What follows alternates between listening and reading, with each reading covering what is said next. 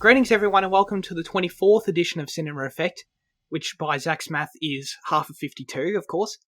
I'm Zach, if you didn't know, and I'm joined by my fellow Denny, I won't say the suggested nickname a long time ago, but my Denny fan club will say. Say it, Vinny. Say it. No. Say it. No. Say it. I can't.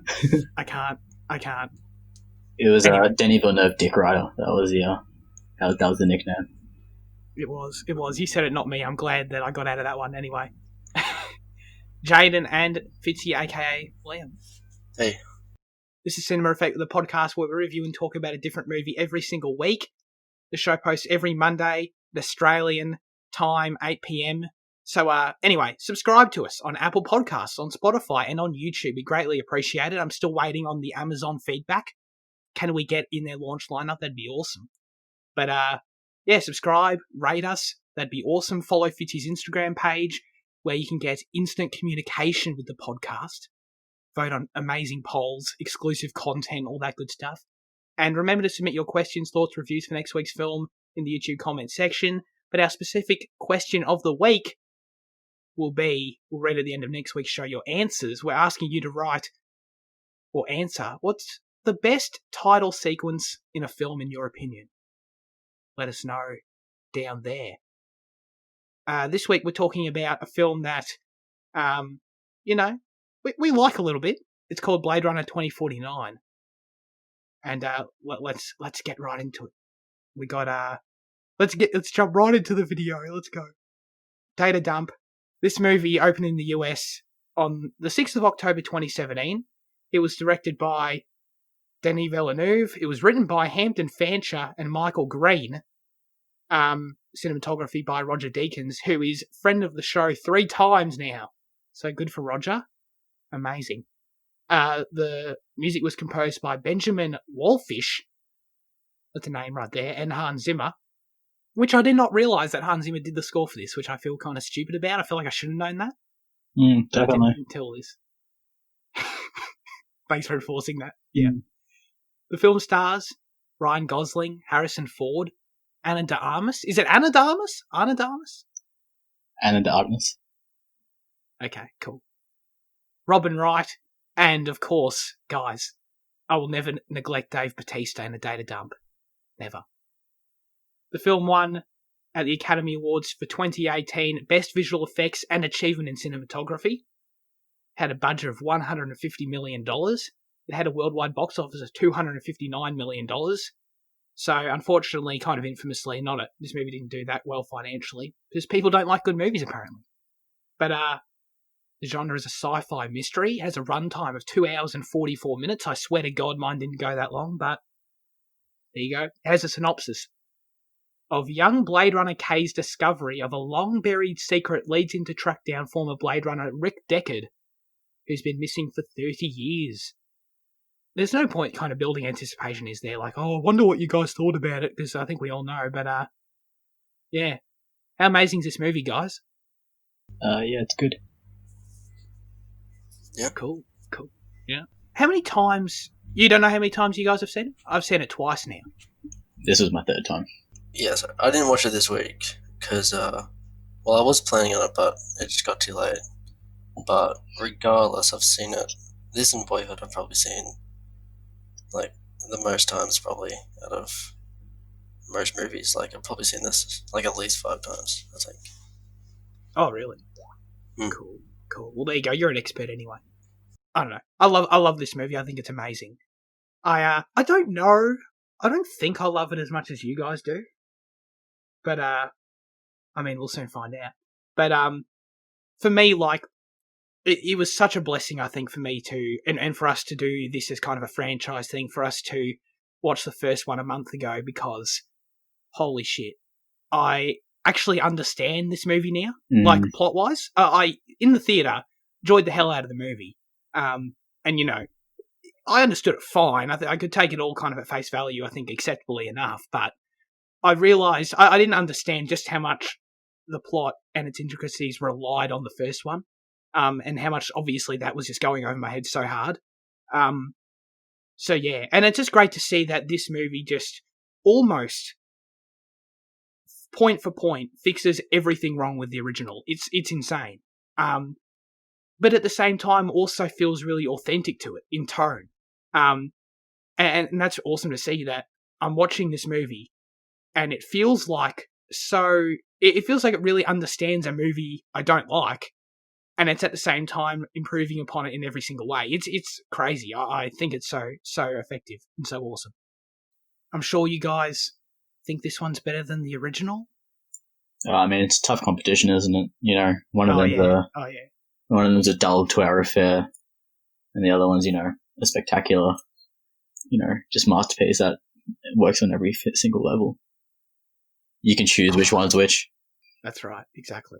Draw your own conclusions. But, I mean, for me, like, this movie is Blade Runner. This is what Blade Runner always should have been. And, I don't know, like, totally, you know, good for you if you like Blade Runner, the original, that's great. I can't comprehend how someone can watch these two movies and think that the first one is in any way adequate, really. Mm-hmm. But, you know, it's like having... Oh, shit, I'm going to think of a terrible analogy right now. It's like having vanilla ice cream, okay? And you're like, oh, yeah, no. Oh, no, but vanilla ice cream's still good, though. So, actually, this is a shit analogy, but I'm in it now, so I've got to keep going. It's like having vanilla ice cream. This is okay, you know, I enjoy this. But then you get introduced to choc chip, you know. It's like, well, I can't go back. That was a terrible. Blade Runner is just the current, you know. Blade Runner 2049 is the actual. Yes, that's it. That's the original is just the That's current. way better. Yeah. It's like the cone's good, but why would any moron eat the cone without the ice cream? It's really beautiful. You saved. That's. I think I'm going to cry. It's like tears in the rain. You really saved me there. Yeah. Fitzy saved me there so hard on that terrible analogy, but yeah.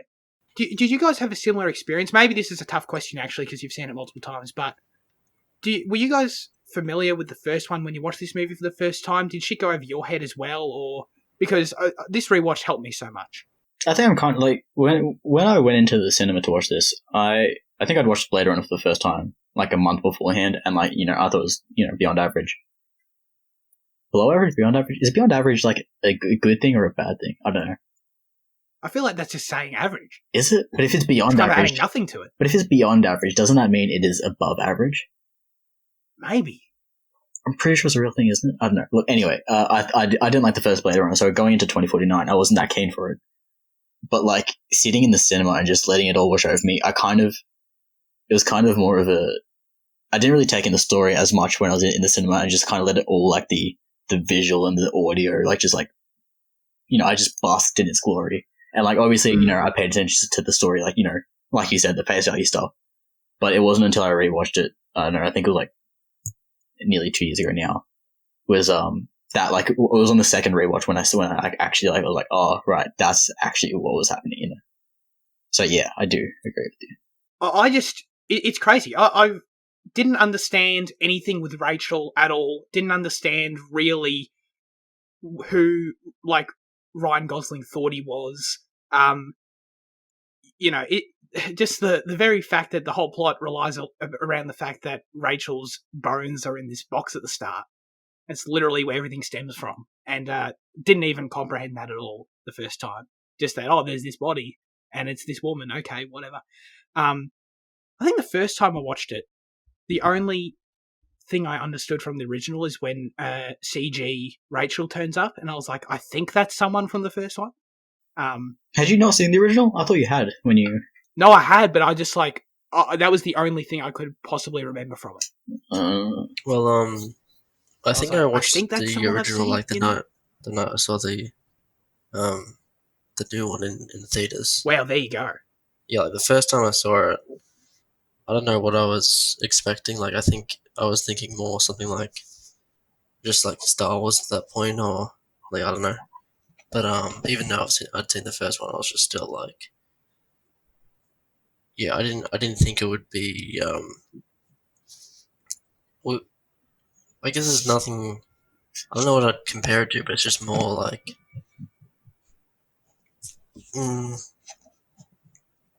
It's like, I didn't think it would be this like atmospheric and like just.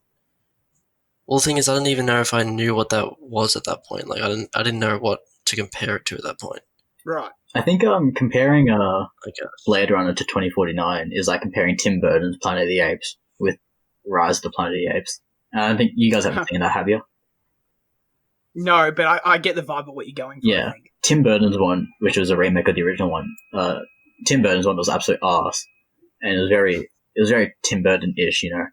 But then with Rise of the Planet of the Apes, it was kind of like, I mean, Rise of the Planet of the Apes kind of did to the Planet of the Apes series what Dark Knight did to, you know, the Batman franchise, you know? Mm. And that's kind of what like Blade Runner does to Blade Runner, in my opinion, you know? It just revolutionizes it in every way, you know? Yeah.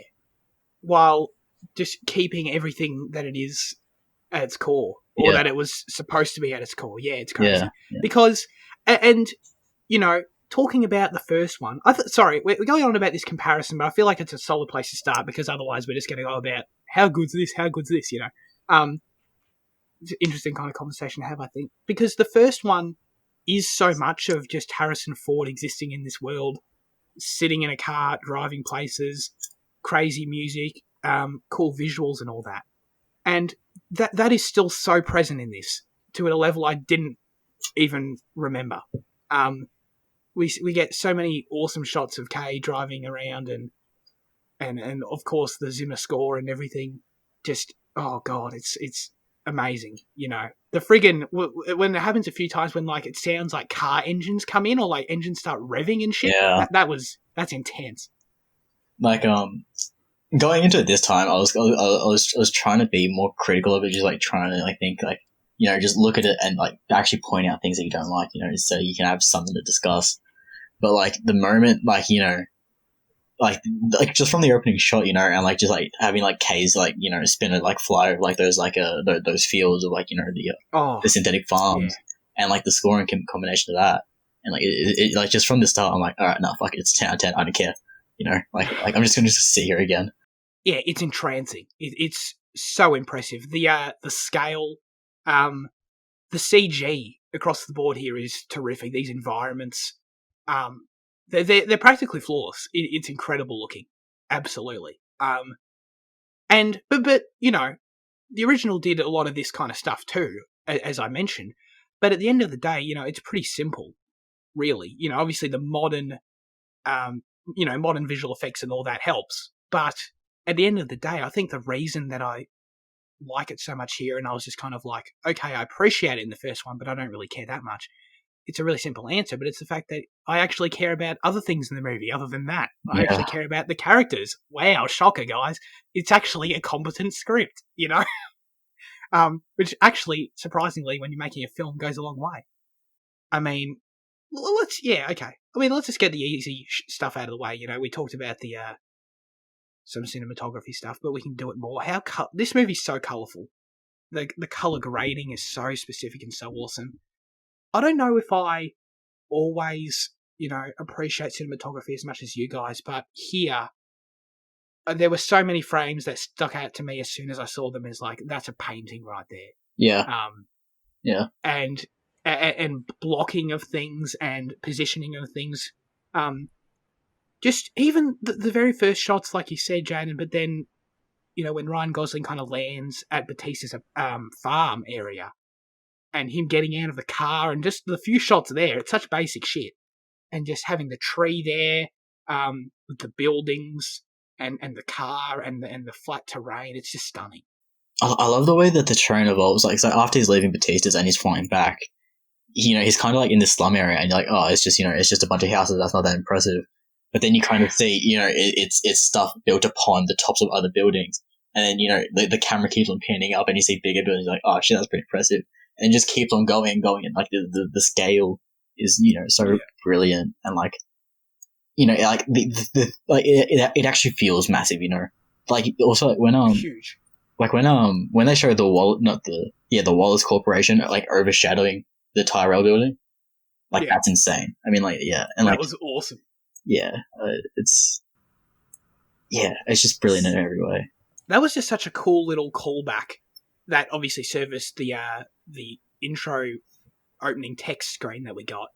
And yeah, another little thing that obviously would have gone over my head the first time, but that was so cool. And I'm so glad you mentioned those series of shots because, dude, just talk about conveying hopelessness and desolation and just friggin' maybe not hopelessness, I guess, but like just the embodiment of overpopulation. Jesus Christ. Yeah. Just the sheer amount of everything clumped into these spaces was bewildering to look at. Well, like that's why like this is kind of the epitome of what cyberpunk on screen to me should be, because like that's what cyberpunk is, you know. It's high tech, low living, you know. And like I think the first one does a good enough job of showing it, but like this one just goes like when they go out to like the junk fields and like the orphanage and shit, like it just does it does so much of a better job of conveying it, you know? Oh, so much better. Yeah. I mean, are there any other painting shots that you love, Fitzy? We could talk about this all day, and I'm bloody happy to. I think when he's going into the, the radiation orange field. Oh yeah, that's pretty awesome. Yeah, there's just so many I can't pick one. But some of the thanks for. No, you go, Jan. Oh no, because 50 wasn't finished yet. No, it's okay. You were done. Oh, okay. Yeah. I was gonna say like one of the shots, like the sequence of shots that I appreciated more this time was just in that final fight between Love and Kay, the way that like the yellow real lights of the spinner illuminate the ocean, and like in as he gets out to approach it, and like the way that the light, you know, like the interior light of the spinner just slowly fades as it becomes more like, you know, over ocean water. Like it's superb. That is such a great climactic sequence in the movie. I love it so much. I loved it the first time. In theaters, I was so tense during that entire thing. I wasn't as tense this time just because you know what's going to happen and all that. But it's just such a cool setting, an area to have this final confrontation of a movie. I think the drowning vehicle, and you know you're chained to it, and Kay, the fight they have on the beach and shit, and just how rainy it is and how dark it is, but it's really easy to see actually. But yeah, no, I think that's so great. But Fitzy, you mentioned the orange radiation shot. You know, we all know what you're talking about. It's great. I love that they go to Vegas in this movie, and I just think that's a cool kind of extra thing in this lore, in this world, that we kind of haven't seen anything outside of LA, and to go there I think was cool. But specifically for that whole area, for shooting of the scene in Las Vegas, cinematographer Roger Deakins was inspired by a memory of seeing the Sydney Opera House in Australia, after a dust storm. Director Denis Villeneuve suggested adding the giant erotic statue. Which, like, just as a sentence kind of sounds funny. Like, oh, Denis just there, like, I feel like this needs more erotic statue. But he's totally right, because it really elevates it as well. I think it's a good comment about the future that, like you know, like, is it the fact that we have these massive monuments, is it the fact that we got more exploited, or is it the fact that we became more open to it, you know? It's like, I think it's an interesting comment as well, you know? Yeah, that's true. Didn't even think of that. Vegas is probably my favourite aspect of the movie, my favourite section of the movie. Finding Deckard there, and the little fight, confrontation they have inside the, I don't know what you'd call it, the little concert area where we get hologram Elvis and shit. All that stuff's just really cool. And then they hang out and chat afterwards. I enjoyed that whole sequence so much. Oh yeah, I was just gonna say, like, you know how awkward it would be, and had like Kate just like straight up said, "I think I'm your son," and then, you know, like, it's revealed, you know, it's not. Yeah, that would. Yeah, exactly. I mean, it was awkward enough, just like as a viewer, just seeing, like, you know, the girl say, "Oh no, you're not. Oh, you poor soul. You poor innocent fool. You sweet little dove. How confused you are." So, like, just had Harrison Ford said that shit as well. I mean, Jesus Christ. But let's talk about Deckard. Actually, why not? I managed to bring him up through Vegas. We meet him here. Kay's looking for him on his little investigation, and he actually feels like a character in a weird way. The first impression I got, this is a strange one, so stick with me, but the fact that he had a dog, I thought was really cool. You know, and it's strange. They have a little exchange about if the dog's real and if it's not, and that, you know, adds to the whole. The thing I find really interesting about these movies is that, you know, what happens to wildlife and the environment and all that shit, and we get the same thing with the tree. at the beginning. But I don't know. I found the dog kind of just humanized him in a weird way immediately for me. And then that only continued as he got captured and had the whole conversation with Wallace and shit. And I was like, holy shit, I actually feel like, he's kind of a bitter old dude. He's a dude who doesn't really seem to give a shit. But now it feels like he actually has humanity. He feels like he has some sense of character traits as opposed to just a blank slate. Did you guys like Deckard this time around? Yeah. When we're talking about Blade Runner, we're talking about Deckard and Rachel's relationship and how it was really weird. And how he pretty much raped her when they first met. Not first met, but and like in the last episode, I was saying how the fact that this movie made no comment on it is kind of a fault on his behalf, but it does make a comment on it, and it kind of tries to make the situation okay, because when Kay and Love are listening back to the Voight contest that that Deckard conducted on Rachel, they make a comment about, oh look, she's trying to provoke him, she likes him. So they're trying to, smooth it over, but like don't think smoothing it over was the proper way to go with it. And that in terms of like Deckard, that's the only kind of observation that I made within this, like just in terms of like the relationship that he had. And like they do a lot to try and make the relationship better by like, oh look, she had a baby and they actually did like each other, and there was a miracle, and he actually did care by trying to get away and shit. But I mean, like it's still a weird relationship, Oh, definitely, yeah. It's an observation I'm glad you made, because I agree with 100%. There's only a handful of things that don't fully vibe with me with the movie, and this is definitely one of them, where it's like I appreciate, they just go with what the first movie was trying to do. The first movie was trying to in some way, I guess, make us feel like these two actually give a shit about each other. So I get, Denny just kind of had to go with it. Like, I understand that. Yeah. It kind of felt instrumental to the narrative. I don't criticize it. I don't think it's something that... I don't know if I would have done it any differently, I guess. But even still, it's still weird. It's still weird. I just can't buy this relationship at all. And this is totally a fault of the first movie. So it feels weird to criticize this movie as a result. But nonetheless, because it's still such an important kind of part of this movie's core... this relationship between the two, how it still plays a pivotal role when, the whole reason, obviously, that Deckard leaves in the first place, but then the fact that we get de-aged CG Rachel, and that's kind of meant to be a big moment, but it's only really a big moment if you can buy into their relationship in the first place. So even that's kind of still weird. But yeah, I still wish, across the two movies, that whole thing worked better. Mm. Did you guys like the fact that we got de-aged Rachel? Because I don't know, I feel like I appreciate what they were going for, but it's not my favourite part of the movie. I feel like, well, it's pretty much exactly what I just said. I think it kind of, needed a stronger relationship, stronger core for it to kind of work fully. And I mean, the effect was okay. Just okay? You didn't fully buy into it, Yeah, no, it was like Tarkin level for me, where I was like, this is totally acceptable, I'm not going to complain about it, but it wasn't real. Yeah. That's fair enough. Yeah, I don't know. Does it hit you guys as kind of like I don't know, watching the movie, because really all that happens after it is the really awesome final thing with the sinking ship thing. What did you call it earlier, Jane? It's not a ship, obviously. Spinner.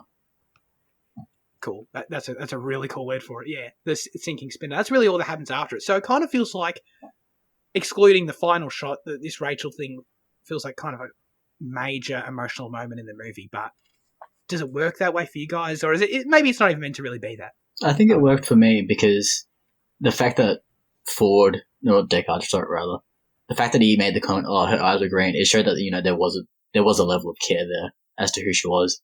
So I mean, like that worked for me, and it kind of made me like, oh yeah, like that.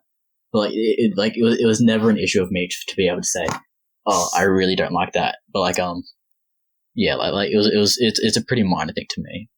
Like it worked, but it didn't work to its full extent. Yeah, I agree with that. The him noticing that the eyes were the wrong color was a cool detail. But were her eyes actually green? Because I was trying to think back to the original as well. Oh, I've got no clue. I swear they were brown as well, and I was when I was looking, I was like, seems right. I don't know. I'm sure Deckard knows it better than you do, Jade. Yeah, probably. Fitzy, how much do you like Kay? Because, Kay, protagonist of this movie, got Ryan Gosling in there. Pretty cool character, right? Yeah, he's really good. Gosling, he just does so much with his face, Like, he's one of the best actors that can use just his face and no words, no dialogue to convey everything in this movie. Just shows that, Yeah. Like, I don't think another actor could pull off the amount of subtlety and facial expressions and stuff like that like Gosling did in this movie. Like, I think it probably couldn't be better cast. Gosling, because like in an interview, Ford was saying that when he was reading the script, he said this is a great part for Ryan Gosling, and like when he told the people that like, oh yeah, we've been talking to him for months, but they'd only been talking to Harrison Ford for weeks. So like apparently they'd already went to Gosling before they even went to Ford with the script. And like Gosling's very open. Like he said he's a massive fan of the series, and like he'd go to the building where the final like confrontation between Batty and Deckard occurs in the first one. He said he goes there often, like when he's drunk or whatever, and like stumbles around or whatever. So like Gosling was definitely like a big part of it. Like it was intended for him, I think, like from the start, and I think it's obvious in just in the final product. Do you mean like the place where that was shot? Is that what you're saying? Yeah, I'm pretty sure you can go to the location. I'm not sure if it's the exterior or if it's the interior, or like if it's everything, because I'm not sure how much of it's a set and how much of it's real. But like Gosling has said, like he's gone there a few times. Got it. Okay, cool. No, Kay's awesome in this movie. God, he's just. I mean, I hate to keep comparing. I'm sorry, but he's just like so much better than Deckard. It's not even close. As just a protagonist to this movie, I think the choice to make him a replicant was really smart. The fact that it's not like a secret he's a replicant or some bullshit. Is he a replicant or is he not? He's just he's a freaking replicant, guys. We get it. Thank God. That's so awesome. And immediately, the sympathy it's there from the beginning. I think the scenes that we get of him having the tests in the police station was awesome, and the acting there is really good. The whole interlinked thing it's really effective. Robin Wright tells him that you're doing fine without a soul. That kind of thing is pretty on the nose, but I don't know, it works. It's totally effective, and then obviously the whole relationship with Joy as it develops is pretty core to his character as well. And yeah, man, I gave a shit about Kay, and I wanted him to find his path. I didn't think he was just I didn't want him to be just a mindless Blade Runner. So yeah, that's a good character, guys. Actually, good for them. How brilliant was the CG with Joy? Like, are you talking about her being transparent? Yeah, like that, but then like also like the way like on the rooftop in the rain. The way that like you'd see it going through it, but then like the program would recognize it's raining, so yeah, like it actually like simulated like thing like that, like actually like rain on her. But then also later on, like when she's like glitching out and she's bugging, and like like it's all like like I think it's just great. Like I think like the CG for that is so brilliant, and I mean like the giant holograms as well is fantastic, because like with the holograms they actually like move as if they're giant figures, because like. If you look at something like Transformers, for example, these are massive things, but they move, as if like, people our size.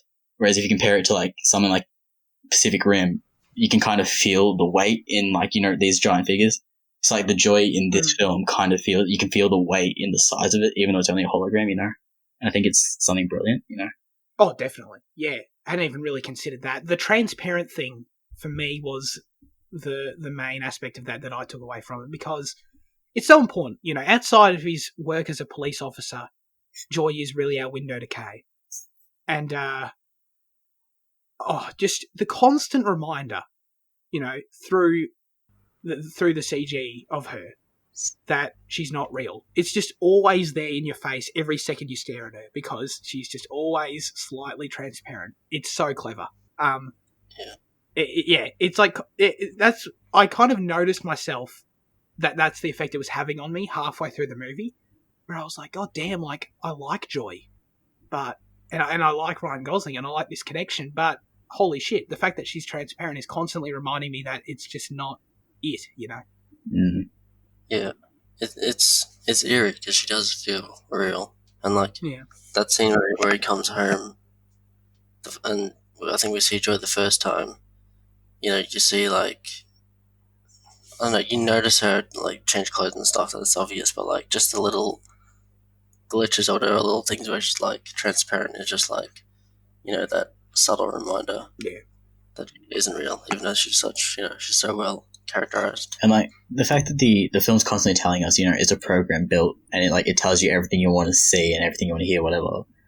But like the fact that the audience still kind of makes that connection with wanting her to be an actual like thing that like she can connect with Kate, but like she's just programmed to do so. It's great. It's brilliant. Yeah, and that really hits hard when he actually has the conversation, like you were saying, with the big version of her. It's like, damn. That all comes to a head there. And I like that the kind of larger holographic versions of her are kind of always in the movie present before that point. Yeah. And I obviously noticed it this time because I knew what was coming up. But that was really cool. Like, the fact that Kay's constantly walking by these larger, differently presented figures of, his partner. Yeah, no, I thought that was awesome. While we're talking about holograms, how great is the product placement? Like, once again, because like, so good. It just works again, and like seeing like because I'm pretty sure like in the original Peugeot like were actually like on the spinner cars. So like seeing the Peugeot like the like in like the holographic ad, it was a nice little like connection. Oh yeah.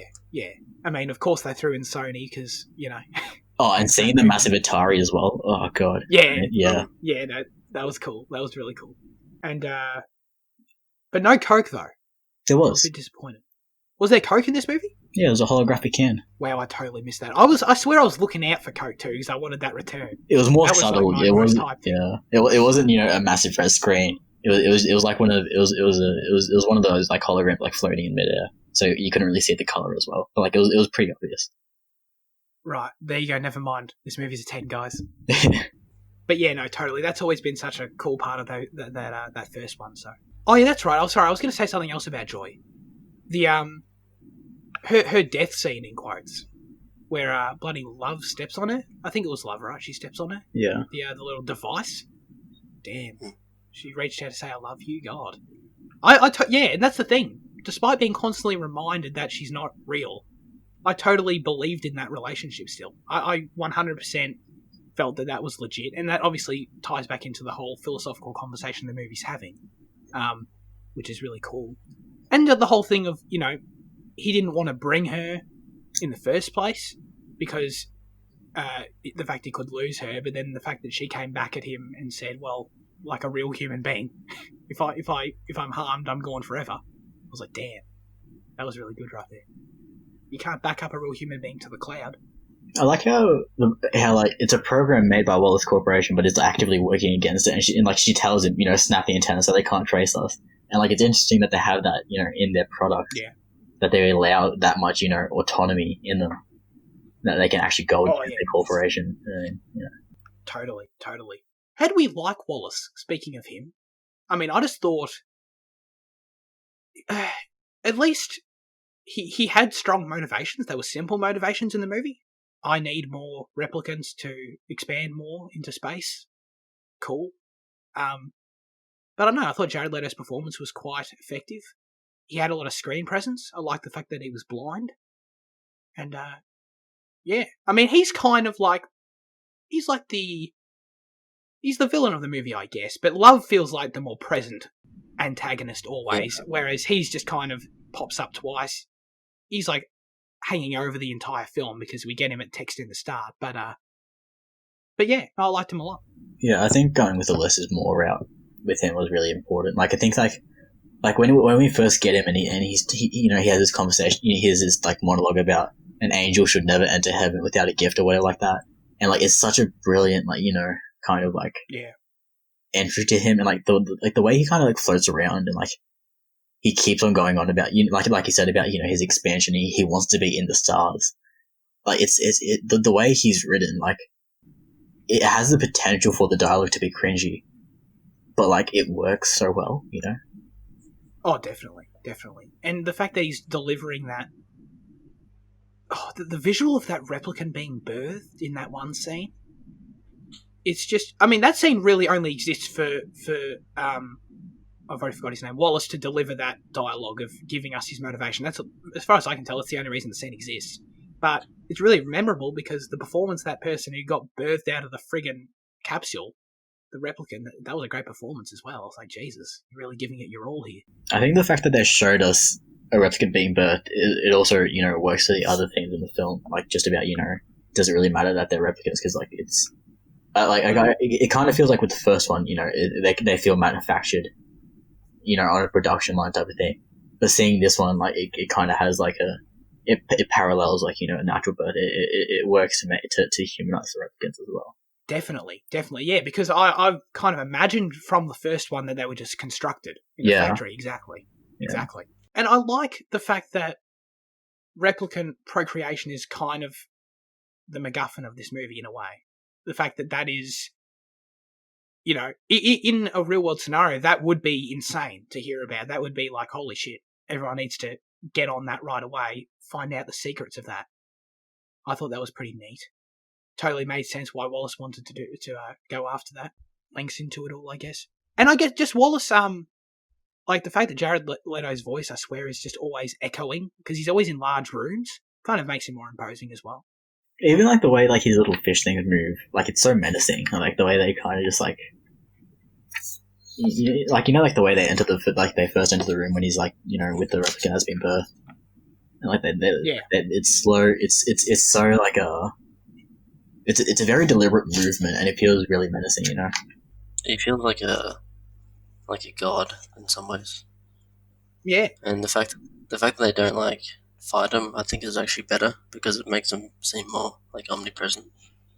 Definitely. Kay never even meets him, which is kind of something you might forget.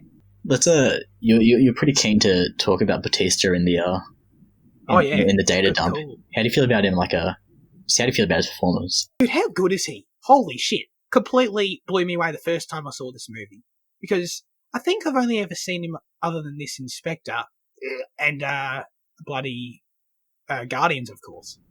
And he's great in Guardians too. Really does that comedic role so well. But this is such a hardcore dramatic role for him, and I thought he just nailed it. We kind of see him really. He appears really old. That's something I've never seen from him either. Yeah, well, that's vulnerable. Because I was reading an interview with Denis, and he was like, I think it was Batista actually, and he was saying how he was almost not cast because he was too young, and Denis wanted someone older. Right. But then like Batista fought really hard for the role, I think, and like they made it work, and like I think it works so well, Yeah, it's a small role, obviously, but because it's really only that beginning scene, and he has one flashback later. But yeah, it's such an important one because obviously it sets the tone for the entire movie, but his involvement in the resistance and him choosing to, the fact that he cared obviously for this child at some point, he cared for Rachel, buried her there. He is the beginning point of this entire investigation of Kay's journey, I guess. And I think he, in some way, I don't want to sound like I'm giving him too much credit, but kind of really brought home the human side of the movie really early on, because it's no secret from the beginning that he's a replicant immediately, that he's being hunted by Kay for these reasons. But that whole scene is just so great. It's really tense. Actually feels like a noir movie in that scene when Kay's already... Is that the way? Yeah, he's already sitting in the room, right, when Batista walks in? Yeah. That really feels super noir, which is great. That's something I never got from the first Blade Runner at all, even though I think it was trying to be. Yeah, no, totally, it's so great. And I guess that kind of carries over with everything in the movie. The plot is also an investigation, much like the first one, but it's an investigation that's easy to be invested in. It's an investigation that its plot beats are interesting to the audience. And, I spoke about for the first Blade Runner how each point is just Harrison Ford needs to find these people. How does he get there? And it's just like finds next clue. And in its essence, this movie does the same thing as every investigation plot in any film, I'm sure, does. Just next thing to the next thing. But the difference is that you care about Kay, and as a result, these plot beats affect him.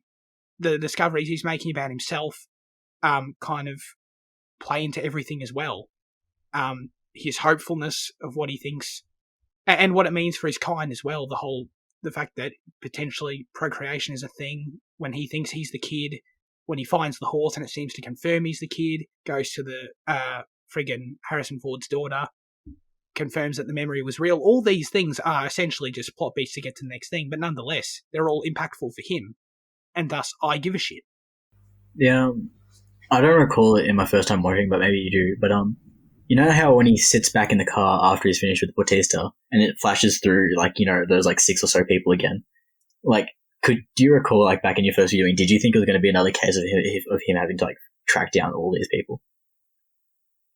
Because I feel like good point. The film throws you that bone very quickly before he gets out of the car again to check out what was underneath the earth and that.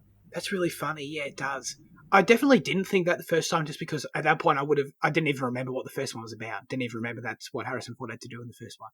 But I would have, though, because that's really true. God. I'm so glad that it didn't do that. Mm. And as a result, he is a Blade Runner like Deckard, but because this mission is really personal to him, and then the fact that he learns that it ends up having really nothing to do with him whatsoever, which is kind of the big revelation that he isn't the kid at all. But then the fact that he has a bit of self-reflection and chooses to sacrifice himself anyway. Dude, such a good character development. Obviously. Yeah, no, it's so great. The, what is it? The woman says that sacrificing yourself is the most human thing. Or sacrificing yourself for the cause is the most human thing you can do. For a cause you love, or something like that. For a cause Yeah. When he initially finds out that he thinks he is a child, he's actually upset by it. Because he's been, discriminated against his whole life. Because he's a Blade Runner. He's a replicant, sorry. Yeah. And then he finds out that he's actually human, or he thinks he's human, he thinks he might be special. And so it's he's angry that he's spent his whole life, basically, being discriminated against because people thought he was, this thing that he is. Is that why he's angry though? Because I kind of took it more as he realizes the significance of him. Because his boss tells him, we can't let this happen at all. That child needs to be killed because if it, the whole, you tell two sides of the war that the war doesn't exist. You have chaos. So he realizes how important he is, and he kind of feels like he's angry because he recognizes that he's kind of powerless in realizing that he's the special one. Because his actions from now can potentially set off, a war. I thought that I kind of took it more as that. It was kind of why he was angry. I had a third interpretation, this is awesome. I thought that, and to be honest, the answer is probably all three. But I thought that it was just as a result of he has a conversation with Robin Wright, who asks him about his childhood, and he gives him these memories. Tells her about these memories, and he's like, "Well, who gives a shit? They're not real anyway." Just kind of understanding it and learning, or at least in that moment, he thought for the first time in his life that holy shit, these memories are real, and knowing that your entire existence has basically been a lie, believing that. That they're implants and they're really not. That would just, turn everything on its head as well. Mm. Gosling and Villeneuve, they're both Canadian, and they use the, the snow in this movie is just so good because, Villeneuve wanted to get that sense of, the snow, pushing everyone in and, being a, I don't know, a destructive force or something, the snow complements the brutalist architecture so bloody well. I'm a fiend for that shit. I love brutalism. It's great. And seeing the way that institute where she creates the dreams is probably the most obvious shot where like where it blends, but just like him walking down the street, to his apartment, the first few times we see it, like yeah, you're right, it's great. Yeah, and like the architecture from Enemy as well. Like he was the perfect person to execute it here. Like that's so good in Enemy. The another aspect of the production design that really stood out to me was, I mean, piggybacking off of what you're saying, is just every area just feels like so much thought went into what this set is and what it looks like and what we're trying to convey with it.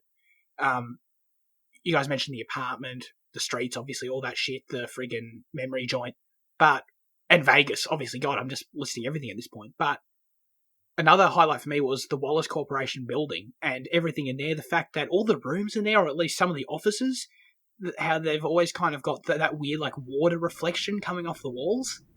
It's super, super creepy. And super, yeah, I don't know. It just, I appreciate so much that clearly tons of people put a lot of thought into exactly what kind of feeling we want to convey, and just the production design. It was awesome.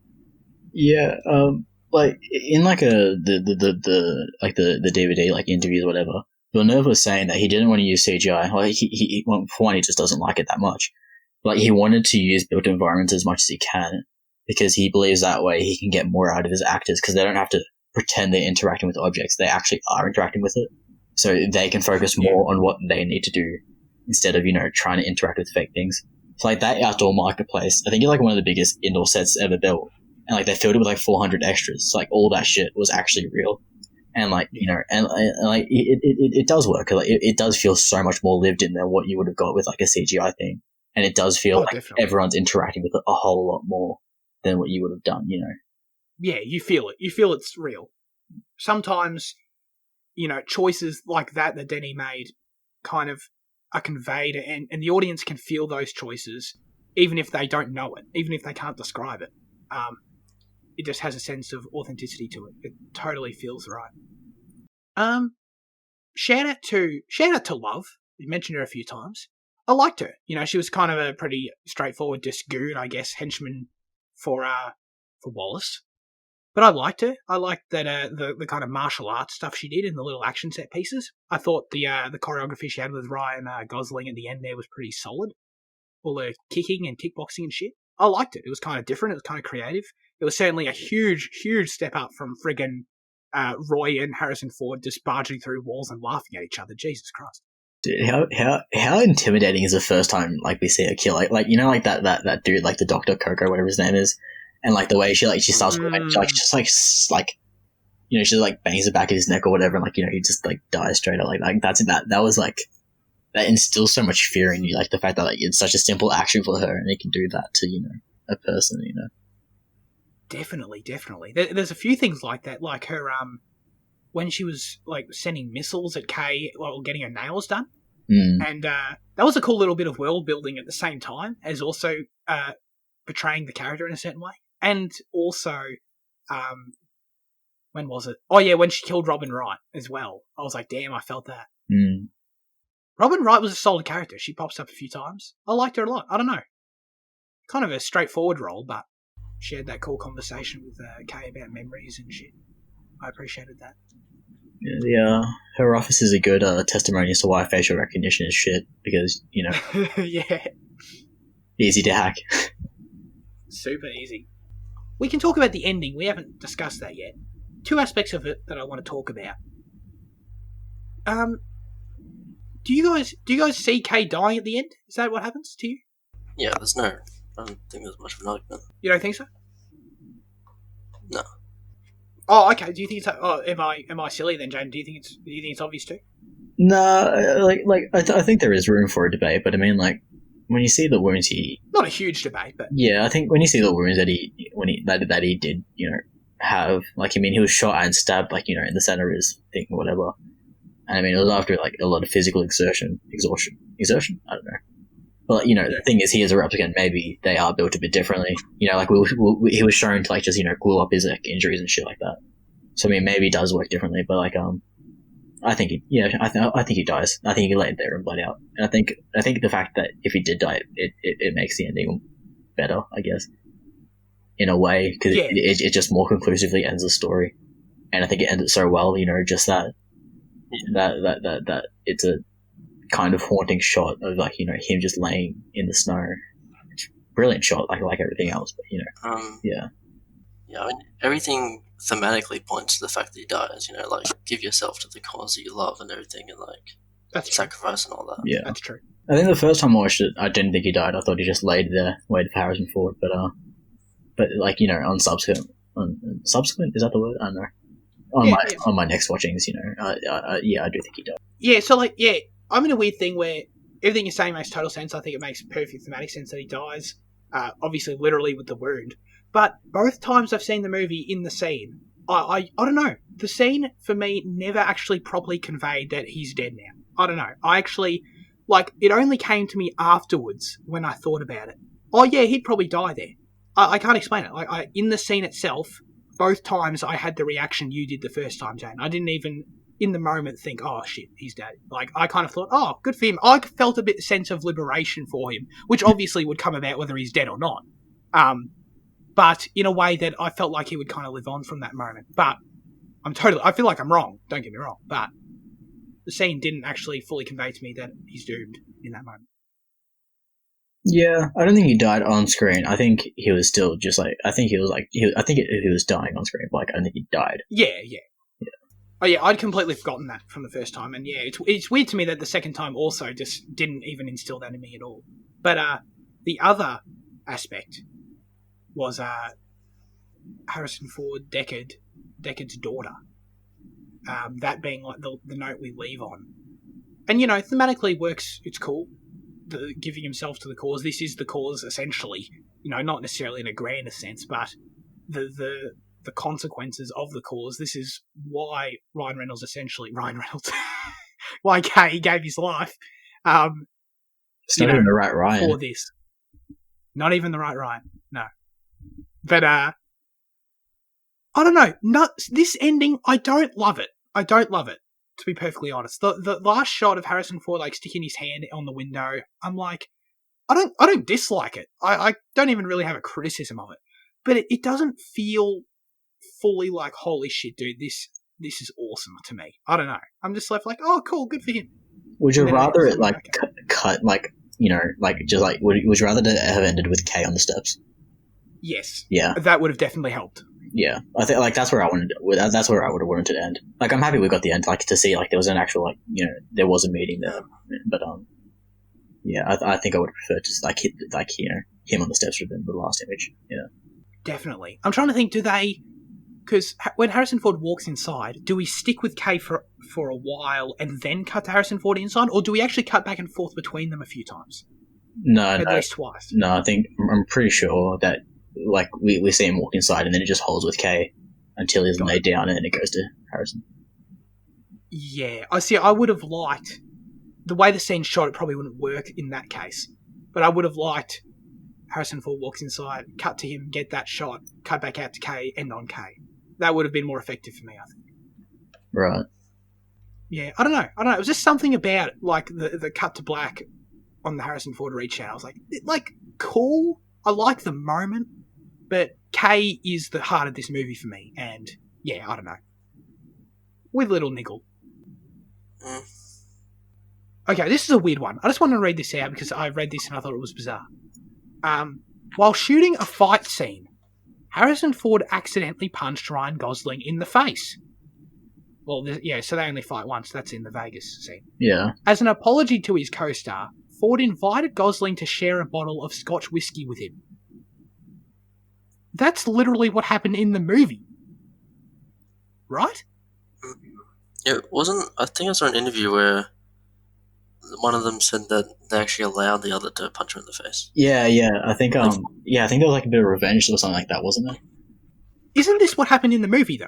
Where Harrison Ford punched Ryan Gosling, not accidentally. That's the only difference. Not accidentally. And then they're like, let's stop fighting, and then I'll give you a bit of whiskey.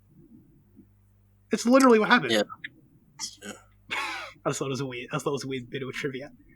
I've never encountered trivia that actually described a moment in the film itself and played it off for moments between actors.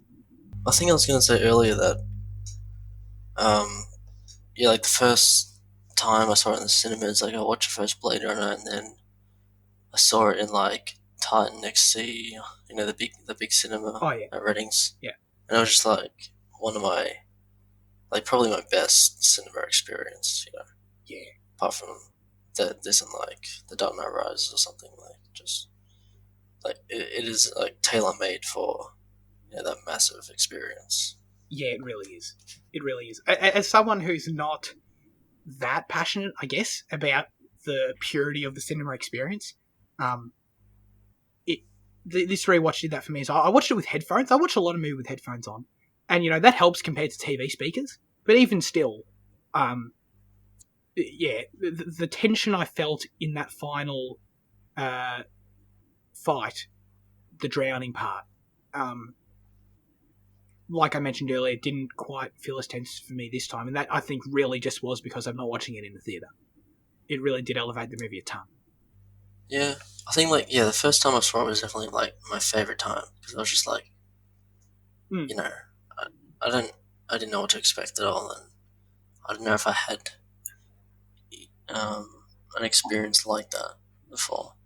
No, Yeah, yeah, definitely. The first time was, it's weird. Even though I clearly didn't understand the plot very well the first time, it was also my favourite time. Yeah, for sure. We haven't really talked about Benji and Hans as a score. Oh yeah, that's right. Yeah, absolutely. I mentioned the car revving shit. I mean, that's only a very small part of it. I don't know why I keep bringing that up, but that was really effective to me this time. But yeah, no, obviously the whole thing. Yeah, I love Joy's theme. I love Seawall. I love just just everything about it is so fantastic. And I think Joy's theme first plays when she goes on when they're on the roof, and like it's such a it's so delicate, and like I think it encompasses the character really well, like the fact that she is just a hologram, and like when you compare it with like some of the other like the massive, like the massive like beats or whatever they are, I think Joy's theme is like one of my favorites. I assume Seawall would be the final confrontation part. I think it's used a few times. I think it's used when he's flying to somewhere first, and we first see the seawall, and then I think it's used again. Got it. Yeah, that track stood out to me. Yeah. Well, I don't know about that because I know that when you get the big like sound when he's going against the seawall for the first time, or he's flying. I think up to the like Greater Los Angeles. You get the that massive sound like the Yeah. Yeah. Well, that song is Mesa, which is different from Seawall. So I'm not sure if you're talking about that moment, but No, I think it's different. I think I know what you're talking about, but I'm pretty sure. I think I know what you're talking about, but I think I think it's different. I don't know. But Mesa is also a really good song. Yeah. Well, I think Mesa's probably my favorite. I also love the use of like Elvis and Frank Sinatra, and like the way it's just like when they get to Vegas and the way that's utilized is great. Oh yeah. Especially like when he chucks on Sinatra in when they go back up to his apartment or something like that. It's brilliant. Oh, that's right. Yeah, no, that's cool. I love how Fitzy was just like, the part where the sound went. I'm like, yeah, that happens a lot. But whenever, those sounds come in, I know what you mean. Funnily enough, they're imposing. Trivia, yeah, I'll do this one. The opening scene in which Kay confronts Sapper Morton, who's Batista, is a nearly exact remake of a scene written and storyboarded but never filmed for Blade Runner. So, I guess we can be glad that Ridley Scott didn't get his hands on that one. Then he could do that one justice. Well, I mean, it kind of plays like I can. It kind of plays like some of the weight comp scenes in the first one, especially like that first meeting with Leon. You see similarities in it, yeah. Yeah, definitely, absolutely, you're right. I guess finally, like I just loved the inclusion of the bloody god damn it, the freaking replicant resistance as a whole, because that felt like what I guess Roy was supposed to kind of represent. I guess. I mean, he was all about replicant rights and about his own freedom and all that shit. So that's cool. philosophically. But in terms of, like, literally in that movie itself, what he's doing, it just felt kind of weird. Like, he just wants to go and visit Tyrell and have a chat with him and kill him. And so he kind of just, infiltrates it with the help of the weird dude who looks like he's 80 years old. That whole part's a kind of a blur. But the fact that we kind of get that idea of what Roy is represented in an actual, presence in this movie that affects the plot and affects Kay's decision is actually pretty cool. Well, you really don't like the original Blade Runner Tuesday. Well, I gave that away. Oh, and of course, it wouldn't be a... this is such a Zach thing, so congratulations. But shout out to the friggin' fonts in this movie. This movie's got some banger fonts. Oh my god. The way in which the text is introduced at the start, and the fact that each paragraph fades in. This is technically isn't a font thing, but the editing of that, and then how it comes down to these people are still known as Blade Runner. I was like, holy shit, that was dope. And then every time we get a little title card, and you get like the sick red color, and it's really a small font. Oh, I love it. That kind of presentation shit. Nailed it. I love how, like, comparing, like, the titles from this one to Blade Runner, how much muted they are, how much more muted they are. Like, yeah. Like it really it conveys the tone of the film, like, immediately. And you're going to get a tonal shift from what the first one is. Exactly. And I mean, at the end of the day, that is why I bring up this shit, not because I'm a total weirdo. Yeah. But because that shit genuinely adds to the atmosphere of a movie. Oh, yeah. This movie is such a big example of it. Yeah. Yeah. Now it's time to score Blade Runner 2049 out of 10. I wonder what you guys are going to give it. Well, I mean, 10. I mean, I said it a bit earlier when I was just describing it, but I mean, it's 10 out of 10 film. There's no denying that fact in my mind. Like I said before, I tried to look at it more critically this time, but I just couldn't fault anything about it, apart from like we mentioned, like the last scene is a bit, iffy, but like it's nothing. I mean, like it's nothing bad at all. Like it's so minor. And also like the relationship between Harrison and Rachel or whatever, but like it's nothing to fault the movie, like more than just a slap on the wrist, really. I mean, like, it's a 10 out of 10 without a doubt in my mind. How about you, Liam? 9 out of 10. I don't know. It's close, but it's just not. I guess it doesn't affect me as much as when I saw it the first time. But I don't know, because I didn't rewatch it this week. But I can definitely see myself giving it a 10 again. But for now, 9 out of 10. But Fitzy, it's like the first Blade Runner. You have to watch it 8 times to give it a 10. So hence, if you'd watched it this time, you would give it a 10. I think it's the inverse effect. I think the less you watch this, the better you think about it. Yeah, I agree. Yeah. Yeah, the fact that I've watched it so many times probably takes a bit from it, Yeah, right. But, still 9 out of 10, Shit score. Yeah, I'll give it a 9 too. It's a strong 9. I think it's amazing. But yeah, no, the ending doesn't fully work for me. A few little, wriggles. Still wish I could buy into their relationship more. I swear that's the last time I'll bring that up. Deacon and Rachel's relationship. But no, I think we're all on the same page. Phenomenal movie. One of the best in modern times, recent years. And if somehow you're hearing my voice at this very moment, you haven't seen it, you know what to do. There you go, guys. How do you feel about that? We've got that burden off our shoulders. We've now talked about Blade Runner 2049. How much did we not do it justice? I don't know how to respond to that. Yeah. Okay. Yeah. We just totally failed to do it justice? Is that the conclusion? Pretty much. Talking about it's never going to be the same effect as watching it. Oh, no. I don't think we can literally ever do anything we ever talk about justice. I think we did Artemis Fowl, right? That's a good point, actually, Yeah. I feel like talking about something like 2001 or The Tree of Life would just be like impossible. Oh, dude, yes. I mean, I can only resonate with the Tree of Life there, but God, I wouldn't even know where. Because yeah, like movies like this are just like the audio visual experience of it are just way beyond just describing it. Yeah, I'd never be able to describe like to me 2001 is a 10 out of 10 film, but like I'd never be able to describe why it is so. But before we all fall asleep, Jesus, let's get into news chat. Huge news breaking, guys. Batfleck. Everyone's favourite Batman, of course, objectively, Ben Affleck. He's back as Batman. What? This genuinely shocked me when I saw it yesterday.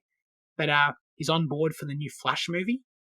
Now, I think at one point it was called Flashpoint. They're not calling it Flashpoint right now, but maybe it will be called Flashpoint. I thought it was the director keeps calling it. Because I thought that's why he came back for it. Well, that might be the story they follow, but the director keeps just calling it The Flash, in quotes, I've seen. Okay. As far as I'm aware. Is Flashpoint the thing with his mother? Yeah, and with stuff? Thomas Wayne as Batman and stuff. Oh, alright. I mean, did that happen in the CW show? Because I think, or was it kind of like that?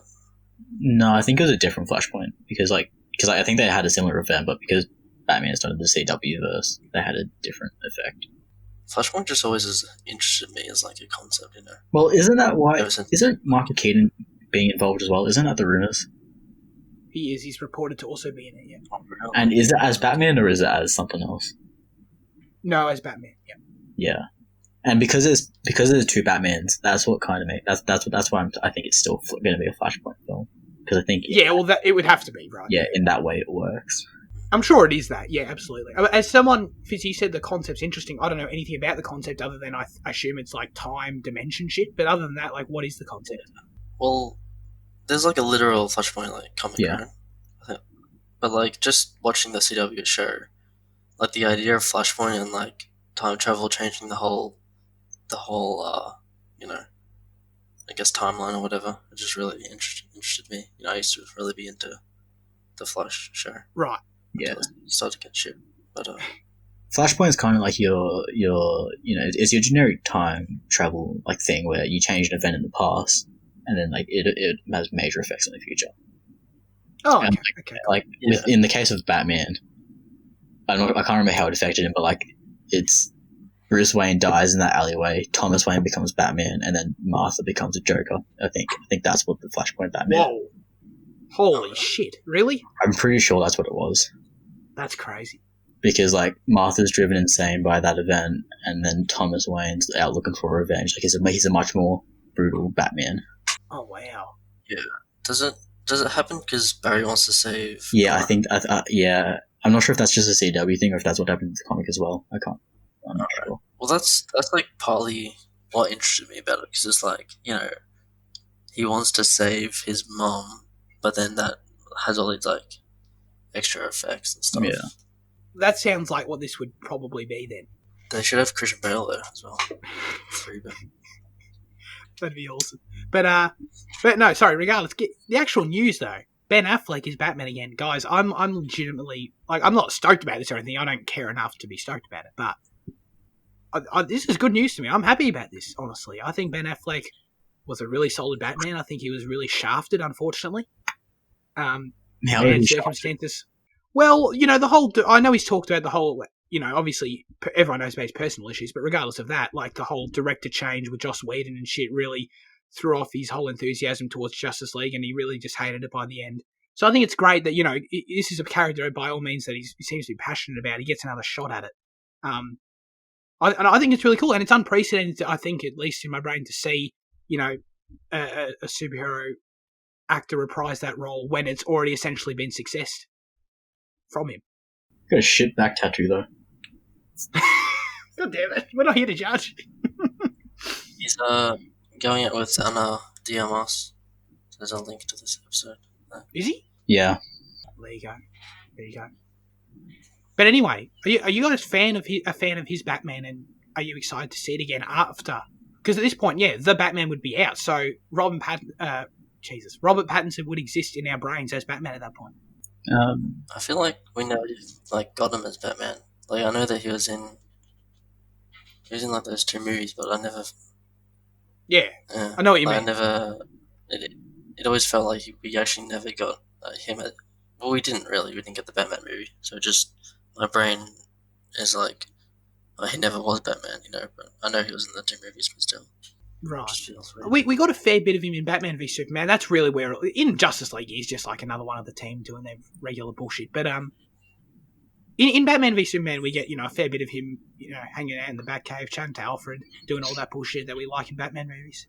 And I enjoyed all that. But how do you feel about it, Jane? Yeah, pretty much the same way. Like, I never really had any connection to him. Like, he's good as a character, but like, I mean, the fact that he's coming back isn't anything major to me at all. Okay, sure. I guess, I feel like so often with these casting things, people wonder in the future of what could have been. What could, Ben Affleck have been as a stronger Batman, as a Batman that we get to see more often. And I just think it's really cool that in this circumstance, we kind of get to get a peek into that. We get to see that. I highly doubt we'll ever get a Ben Affleck Batman movie, ever. Robert Pattinson is Batman at this point, but I think it's cool that we, get a bit more of a glimpse into what could have been, and, he gets that opportunity again, like I said. This is just going to end up as a Spider-Verse type thing with, like, Robert Pattinson's going to be in the film and Christian Bale's going to be in the film. Oh, Jesus Christ. Actually, I think Adam West died, didn't he? Did he? Oh, yeah. Yeah. George Clooney will show up too. Oh, yeah. He played him at one stage. Val, Yeah, Val, yeah. Oh, Christ. Who's the voice in the animated series? Is it Kevin Kevin Conroy, yeah. Conroy, yeah. Yeah, Mark Hamill turns up. Yeah, exactly. Heath Ledger just pops out of the grave. No, that's too far for me. Oh, damn. I'm sorry. And insulting an Australian icon there. Am I, though? Yeah, you are. I don't know. I feel like that was okay, to be honest. We don't make jokes about Australians. Fair enough. One thing that's clear about me is I don't know when to be too sensitive. But anyway. What else we got here? We got, you rattled off Del Toro's Pinocchio cast, and I've already forgotten who the hell they were. Do you know them off the top of your head? Or at least some of them? Ewan McGregor is Jiminy Cricket, I'm pretty sure. David Bradley, I think, was another name. I know Finn Wolfhard is going to be in it. He's really going to be Pinocchio, let's be honest. Who's that again? Oh, that's the friggin' Stranger Things kid, right? Yeah. And it's actually a pretty funny kid. Have you seen his video with Super Mega? Definitely not. Nah, he's actually like got a personality, which is rare in child actors. That's good to know. Yeah. There was a bunch of other names on the list. I can't recall at the moment. But it was it was a pretty star-studded cast. Did you want me to search up the list? Is that why you asked me? Hold on, let me get on that. No, it's all good. Don't worry about it. You got the call there, I think. That was fine. But yeah. Do any of us care about this? Are we excited to pay $30 extra on Disney Plus to watch this? Ewan McGregor is in it, so... I love Del Toro, but I'm not going to dish out more money to Disney. Oh, is Del Toro? Oh, is he a producer? He's directing. Oh, he's directing. Oh, I'll definitely watch it. Yeah. There you go. Cool. Oh, wait, you said $30. Is that the rental? I'm pretty sure this is going to be. This isn't going to be a straight. Yeah. Plus, yeah. This is another one of the endless Disney movies where, like, I have no interest beforehand, but I'll definitely watch it. It's got Kate Blanchett, Tilda Swinton, and Christoph Waltz. That's right. Oh, that's right. Oh, yeah, cool. big names. Cool. Big names, yeah. There you go. Anything Christoph Waltz in it for me. That's what I'm about. Ewan McGregor, Christoph Waltz, hell yeah. Mate, you dissing Space Jesus? Somewhat. Nah, Ewan's great. He's great in that, God, this is a random one. He's great in Christopher Robin, that Winnie the Pooh movie. Oh, yeah. Great movie. Just want to throw that out there. Anyway. We got a Death on the Nile trailer, which I have not seen because I'm excited for the movie. Did either of you guys watch it? No. No, is this a Murder on the Orient Express sequel? Yeah, Kenneth Branagh directing again. How do you say the detective's name? Louis some? Isn't it Poirot? Whatever he's... Poirot? Yeah. What? I don't know how you say it. Whatever. Wait, is it Poirot? Or is that a different detective? No, Poirot. Yeah, that's right. Poirot. Yeah. Yeah. I've never known how to say because I've just seen it written. Yeah. Yeah. So it's the sequel to Murder on the Orient Express, which is a movie I thought was great. Yeah. But, pretty good too. Yeah. I mean, were you aware with that original story before you watched that movie, Jane? No, I'd always known, Poirot was a detective, and I'd always been aware of the series of because I think there's actually I think there was a series of films made in the 70s that were adapted from the books. Oh yeah. But no, I'd never actually known the story. No, yeah.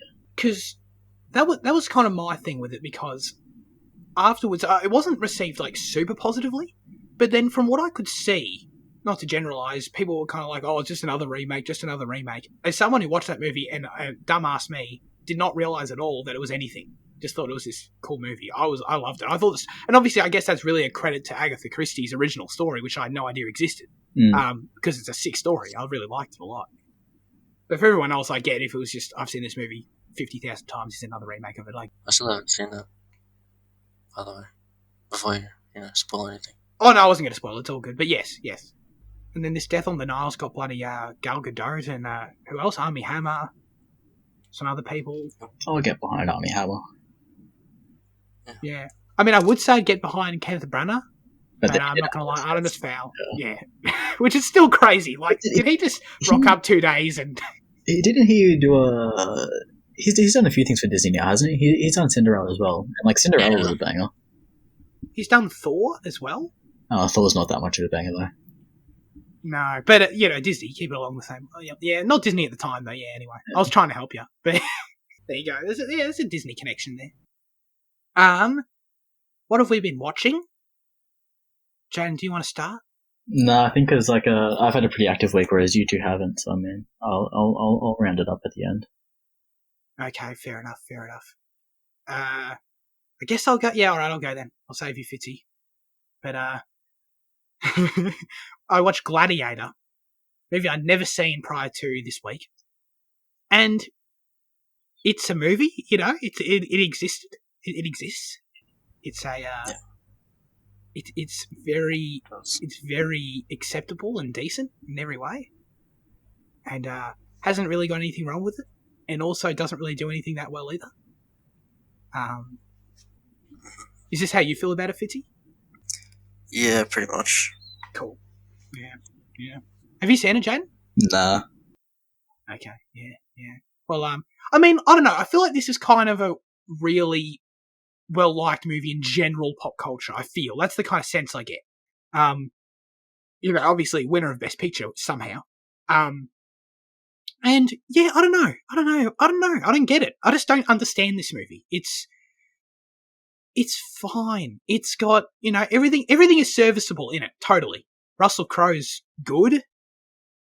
His character's pretty basic, but there's nothing wrong with it either. His motivations are pretty, I get it. It feels like a cool kind of fable story. I don't know, like some kind of mythological thing, which is cool. But I don't think it delivers on that very well. Because, the whole thing is about, the fall of Rome and stuff, but I don't want to spoil too much, but, Okay. I don't know. I mean... I just don't feel like it serves its message that well. Are you referring to, when you talk about that, an actual spoiler information there as to why?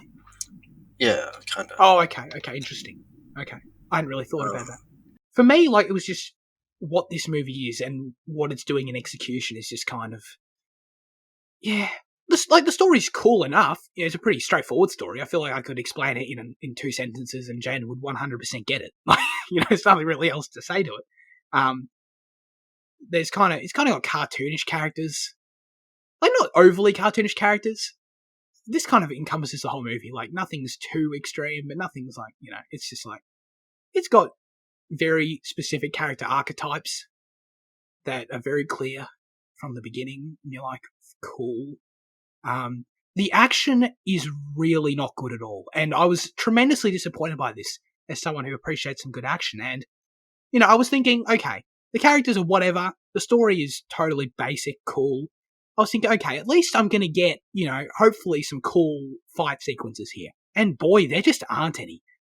The quick cutting, it's not even the quick cutting, it's just the way it's directed and shot, it's just really hard to get any sense of real character movement in the fights and shit. The sound design is pretty bad. It's just kind of really generic and kind of boring, I guess, really. But also not terrible at all. It's I would never tell anyone not to watch it, but I would never really recommend it either. It's just in this weird middle ground everywhere. But for me, I mentioned the action just because going in, I was at least expecting that to impress me, and it really didn't at all. The only thing I think it excels at really is just its sense of scale. I do think it captures a good sense of, not all the CG holds up, but I do think it captures a good sense of the scale of the Roman Empire, and the Colosseum and the sets that they built for that is really cool as well. But anyway, rambled about that. Joaquin Phoenix is really great though. Like, his character is pretty good. He's fine. I mean, it's a pretty cliche character, but like Joaquin's performance in it is really great.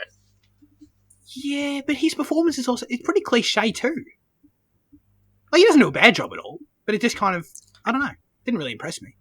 He's just like creepy dude who wants power. I'm like, okay, fair enough. Yeah, he thumbs down a lot of videos. But The Last Samurai, much better movie in every way. 100p. I haven't even seen it, but yeah. I mean, I haven't seen Gladiator. Yeah, I agree with that. Yeah, I don't know if I want to open this can of worms. I'm actually scared now. But Fitzy, how can you like The Last Samurai less than that? I mean, dude, The Last Samurai is like exactly what you're talking about with Gladiator, but just What? worse. No, that's nuts. Cliche after cliche. It's so bad.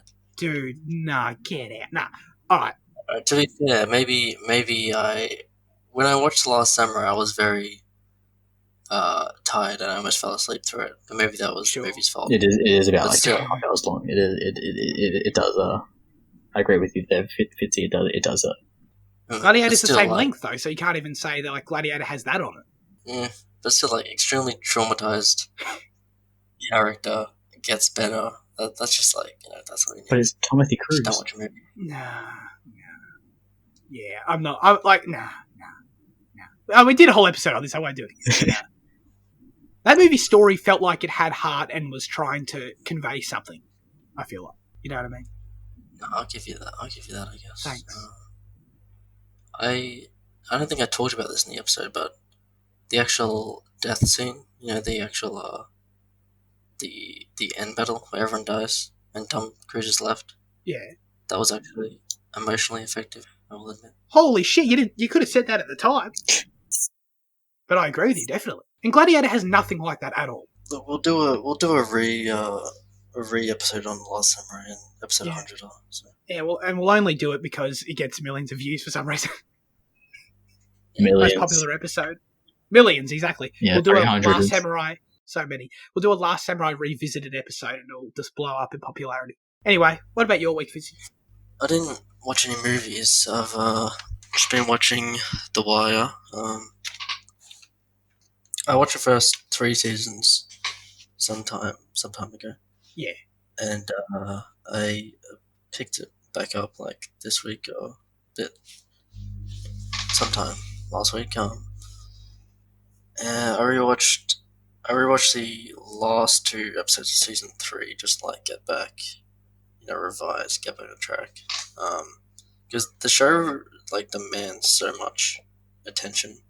Like The Sopranos, it doesn't hold your hand or give you anything, but like The Wire is that to like just a crazy extent. Like Right.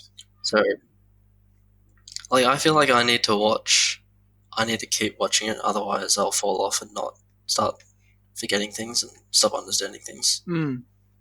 And it's not like quantum physics or anything, but there's like there's like a bunch of subplots that are always happening at the same time and stuff like that.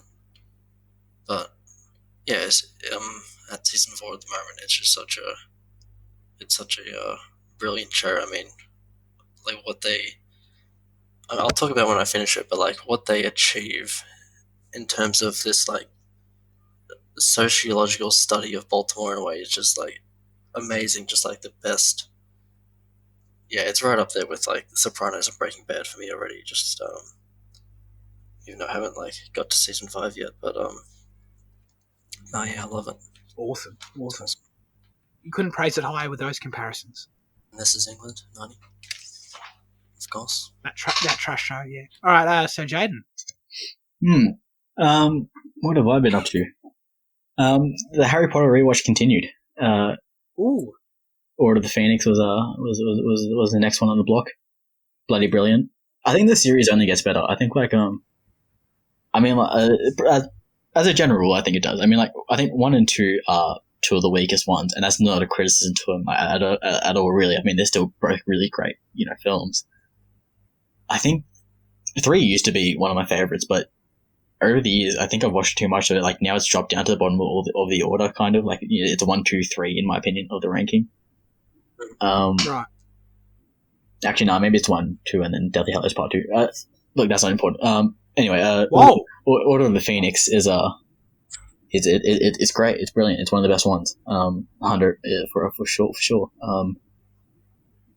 Probably my third favorite, I'd say. Okay. I think it's fantastic. I think Sirius's death scene, as we were discussing last night, is top 3 moments. And I think the film, like it's the first time that Voldemort feels proper menacing. I mean, like, yeah, he does kill Cedric, and like that graveyard scene is pretty good. But like, it's not until Order of the Phoenix that he actually feels like a really imposing, really dangerous figure, and that partly comes from like the denial of his return. And I mean, like the way that's carried out is just brilliant,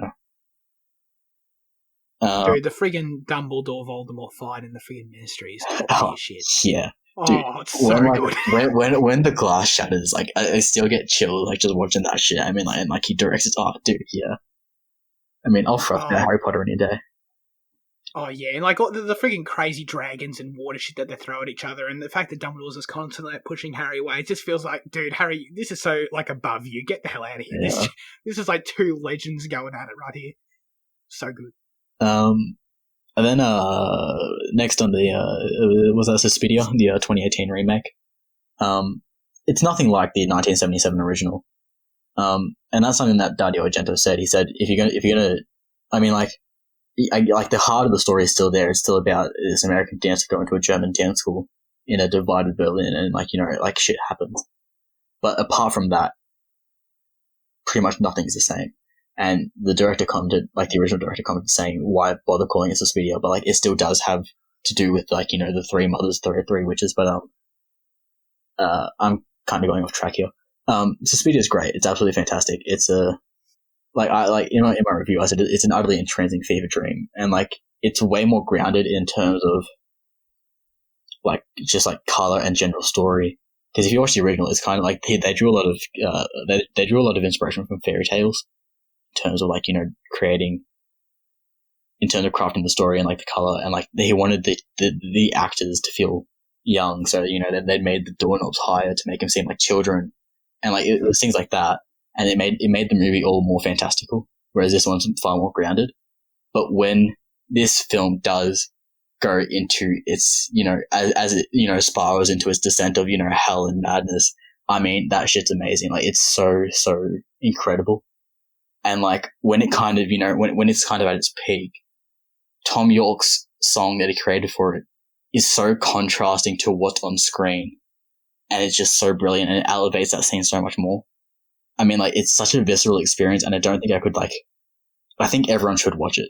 I don't think you, Finney, especially, I don't think you'd have the same enjoyment out of it.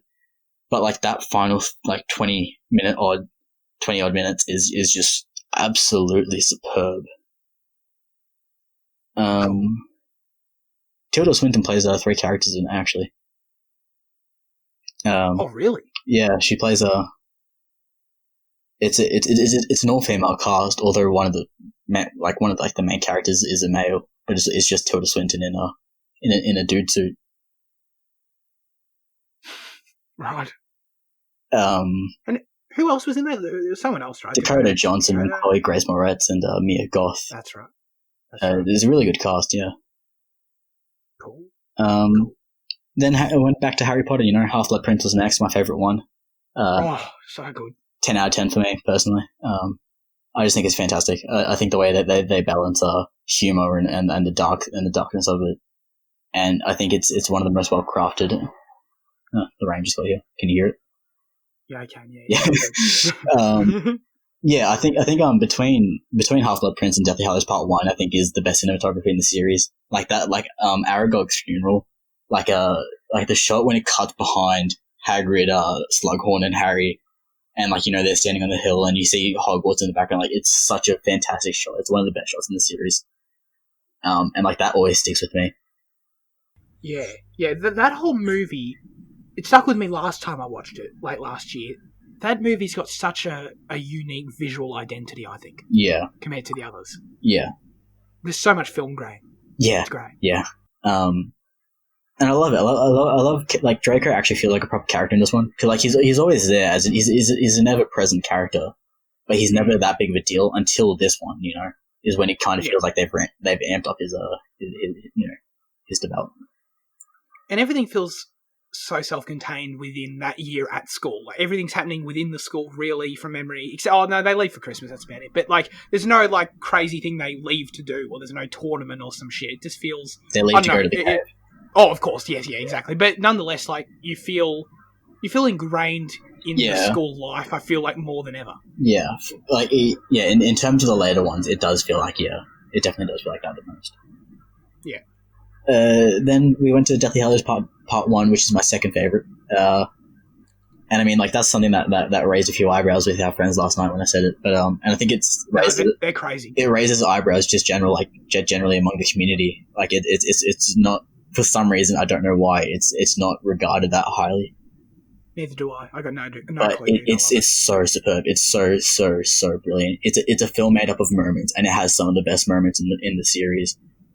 Like I said, like the Harry and Hermione dancing to Our Children is so superb. Because like I think like behind like, you know, it being like, you know, the series is a hero story and, you know, about overcoming evil and all that, but it's also has such an intense focus on friendship and the relationships that we develop, and like that feels like something that the film's neglected. That's very emphasized in the books, and that moment of Harry and Hermione just dancing in the tent, it kind of feels like one of the purest moments of friendships that like it kind of feels like the strongest connection to the book in that way, and like I just love that scene so much.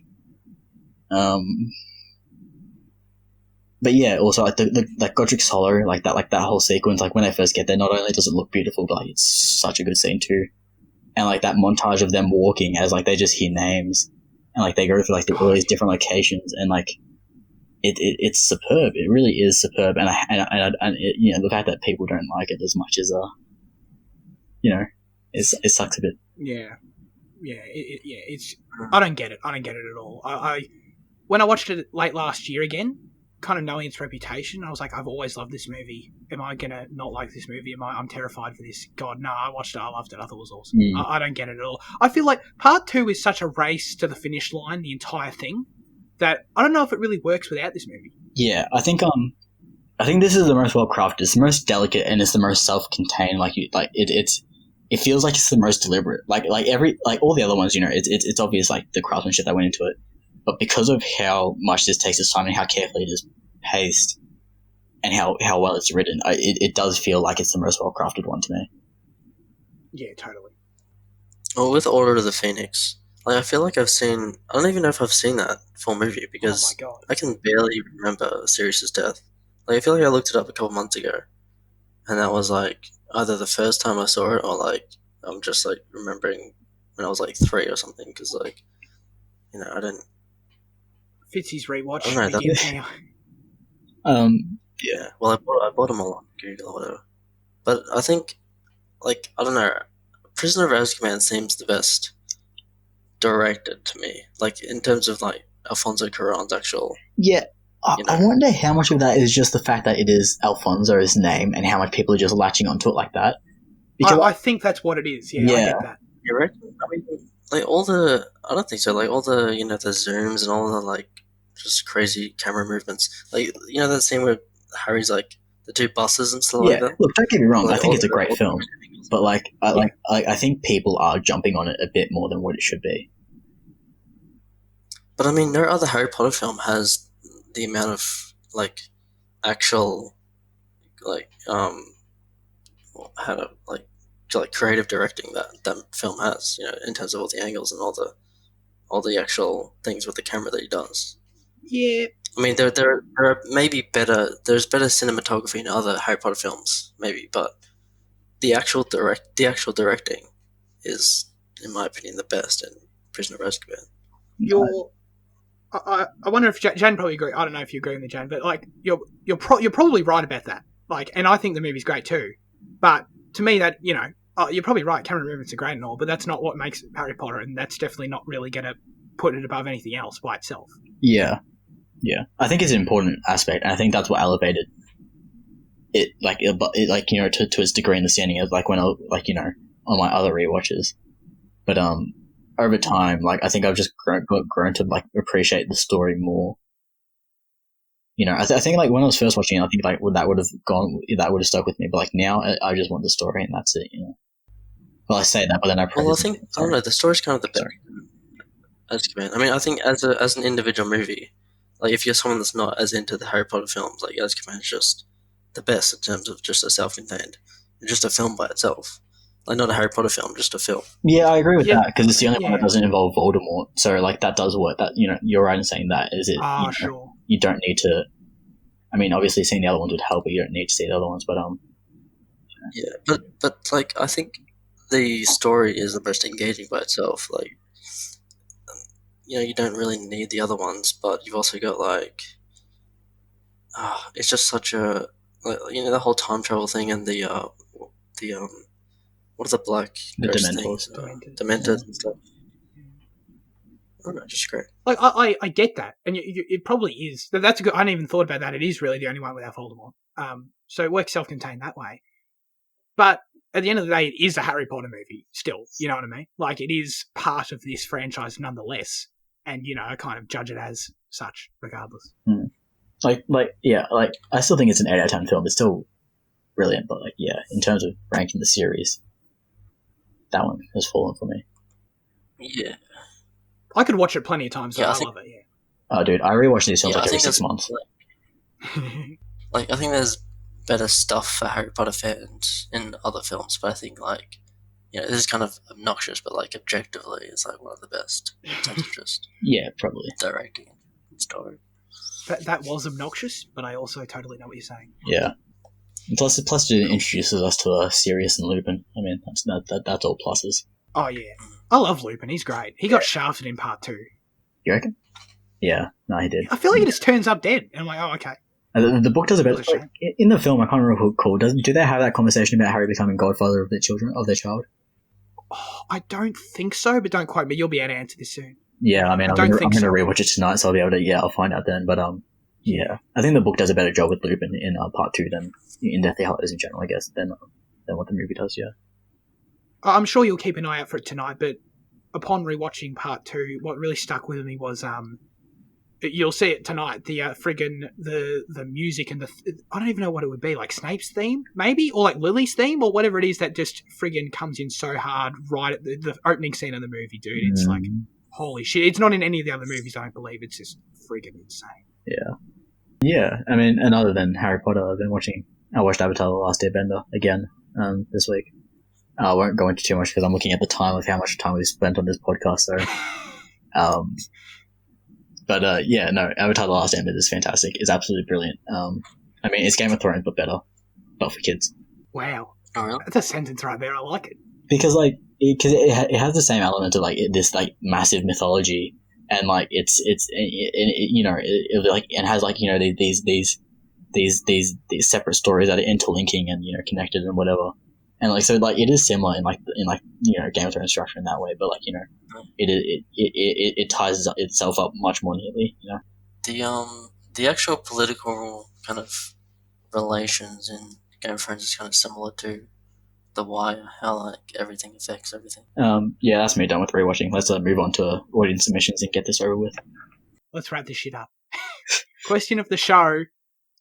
What is a movie that you've seen that you think has got the worst CGI in modern times? And there's some. I'm looking forward to this one. All right, my favourite CGI. I love pointing out CGI. Okay, Luke. Okay, am I going to have to do this impression? No, don't. I was a millisecond away from starting when you said that. You also wants to talk about Misa. Misa looks like Squid. Misa looks like Squid got run over by AT-AT. Yeah, thanks, Luke. Anyway, Jar Jar looked terrible and was a complete distraction from the film. You know how I hate him, so I'll move on. Thanks, Luke. The Green Lantern movie had some pretty shaky CGI. I suppose since we are talking about DC films, that Superman's mustache disaster... I'm sorry, he actually says, that Superman mustache disaster hurt. Jesus Christ, dude. I mean, actually, I won't get ahead of myself. Lockie mentions it later, I think. that first scene of Justice League where the kid was recording on the phone was such a bad start to the film and bombed the experience. That is such a bad opening scene. I feel so bad for everyone involved in that, absolutely. In response to this, Lockie says, that movie, in regards to the Phantom Menace, I'm sorry, I'm actually having to track like a live comment thread that occurred and read it because I think it makes sense for this conversation, so apologies if I've been all over the place.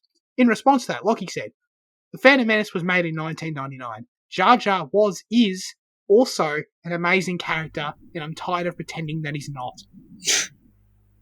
Sneaks in a Joker quote. I love that that you're so passionate about that, Lockie. He said it. Now, to be clear, he says, he doesn't say he's funny. He doesn't say he looks acceptable. He says he's an amazing character. Just wanted to emphasise that. Well, he's amazing because he's funny. Luke went on to add again, I'm not sure what movie it was from, but I've been having nightmares of some kind of hair man who sounds like Olaf, who broke his jaw, and, well, I think we all know what I'm talking about. Do we? He's talking about Artemis Fowl. Artemis Fowl. Oh, is he? Oh. Yeah, Josh Gad breaking his jaw. Oh. Yeah. But the hair threw me off. I was like, what hair? Oh, yeah. He was like hearing that movie, wasn't Yeah, I guess, yeah. Yeah. Lachlan said Justice League, Purple Crystals. That's literally it. But he's talking about the third act of Justice League, which he's absolutely right, looked terrible. And Fitzy, do you have an Instagram DM for us? I have two, actually. Excellent. Oh, this is pertinent. Riley said, did the first couple of Harry Potter films have big budgets? If yes, it's them for me. So he says the first couple of Harry Potters, I guess 1 and 2. Yeah. Bad take. No, trust me, Quidditch CGI in oh, no, that was bad. Sorry. Yeah, that's pretty bad. I agree with that. And Jai said, the general guy from that recent Star Wars movie. Is he referring to Tarkin? Oh. Or is he referring to Snoke? No, probably Tarkin. Right? Because Snoke looks really good. Yeah, I thought, in my opinion, Tarkin looks pretty good too, so I mean... No, but Snoke looks way better than Tarkin, though. Yeah, he's probably talking about Tarkin. Okay, yeah, probably. Alright, yeah, fair enough. Thank you guys for writing in. Thanks, Fitzy, for asking it on Instagram. That's a great move. Yeah, let's get some more answers through that, hopefully. Don't cower, okay, guys? Write in on the Instagram. That's an option. Okay. What are our answers? Because my answer is X-Men. And shockingly, I'm not just talking about Origins Wolverine, but this franchise has had some really bad CGI. Alright? First Class, some real bad shit in there. I was really disappointed by that. Really? But, what was wrong with First Class? Oh, the entire third act looked terrible. Really? Yeah, no. Awful. The friggin', what's his name? The Banshee, that terrible character, Banshee, him flying around looked awful. Yeah. And all the friggin', the friggin', what's her face? Friggin' the woman who's the fairy and she spits fire or some bullshit, that looked awful too. Yeah, that was a bit trash. I'll acknowledge that one. Yeah. But to be fair, I'm actually really want to focus on Origins Wolverine because that yeah. I mean, anyone who's seen it. At least it's so, like, it's terrible, but at least it was, like, willing to embrace how bad it was in the actual action that was occurring on screen, if that makes any sense, where the really bad CG of, I'm mainly thinking of the helicopter scene, of course, where the sniper shoots, I think, like, the area surrounding him looks like a Nintendo 64 render of an environment. It looks so bad, but at least they use it so Wolverine can do some ridiculous leap through it, like insane CG leap onto the chopper. So I'm like, okay, I can at least forgive this somewhat, as opposed to First Class looks really bad too, but they're just doing really tame shit. So, yeah. Yeah, X-Men Origins Wolverine is, it's wild. But, that's one word for it. Yeah, with the claws though, like, when we did the watch party thing, I didn't understand what you were saying at first, like saying the claws were worse than X-Men, but I did go and look at like Google images and shit after to try and see if I could see it, but I did see what you were talking about with the claws. Like, it looks like it's just, yeah, it does look like it's out of MS Paint or something when you look at his hand, and how the claws just come out. It looks like it just doesn't look right. I'm glad that we won you over there, Fitzy. Yeah, it really does. It really does. But I mean, amazing movie. Of course. Still. Oh, and the whole final act of that movie on the friggin' nuclear. What I don't know. Well, not the nuclear thing. Well, I don't know. The friggin' power station thing they're standing on top of. That whole CG green screen looks awful. But anyway. Yeah, but they just go balls to the wall and they just don't apologise for it. You know, they just do whatever they want. I feel like you can turn off anything that's awful. Mm. I mean, The Last Samurai is fucking tame. It's shit. It's cliche after cliche, but Wolverine just goes for it. Alright. Anyway, what's your answer then, Fitzy? This might be a bad answer because we did it for the show, but like most movies where there's bad CGI is like you can point out individual things and yeah, there's that bad CGI character in Phantom Menace or whatever that there he was for 2 seconds, but then now he's gone and now there's the thing across the screen. But like The Matrix Reloaded, there's a whole bloody 15-minute sequence with just shit ass CGI with the multiple Hugo Weaving things. Yeah. And it's like you can see that they're like not real. You can see that they're like they look like NPCs. Yeah. It's just shit, and sometimes it's even worse because you've got a real Hugo Weaving next to an NPC Hugo Weaving, and it's so noticeable. And then you got the bowling effects, which is just the weirdest thing. We'll never let that die. So yeah, that's my choice. Nah, that's a good answer. I like it a lot. Now you got to live up to it, Jaden. Oh yeah, I want to be quick because I'm just looking at the minutes ticking up.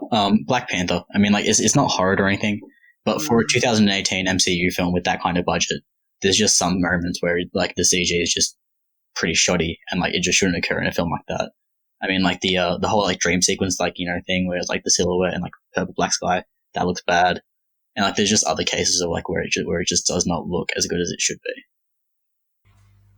Yeah, absolutely. I mean, I feel like that's most present in the third act, right? From memory. Yeah. No, absolutely, I agree with you. Well, yeah, no, Jane's absolutely right. Let's get out of here. Thanks, guys. Thanks for tuning in to Cinema Effect. We appreciate all of you, as always. Oh, shit, Fitzy's got to tell us what's next week. What's next week? Next week is we're doing The Station Agent. Oh, I didn't know that either. Yeah, I was gonna... Yeah, oh, yeah, of course, yeah. It's a nice indie film with, Mr. Peter Dinklage. Yes. It's good to do not a massive film every now and then. So yeah, that's what we're doing. Excellent. It's on Stan. Yeah. As always. Oh my god. Do you know this, Zach? I don't know what you're going to say. Do you know about this? I don't know what this is. I can't even say it. What? Okay. Some of our audience members don't have Stan. It must be because they don't live in Australia, right? Because it's a native Australian. I mean, if they live in Australia and they don't have Stan, how can you do this at this point? Like, what episode are we on? 24. Half of 52, 24? Yeah. Yeah. Like, Jesus. Yeah, absolutely. Half a year exactly. It's 24 steps too far. Absolutely. To not have Stan at this point. So we're begging you to get Stan, watch The Station Agent for us. Please. Please. Okay. Alright. Follow the Instagram. Do all the other bullshit that we ask for all the time. Yeah, guys, thanks for joining me. You know the drill. Yeah, thanks. Appreciate it. Yeah, cheers. Bye. Yeah. Bye!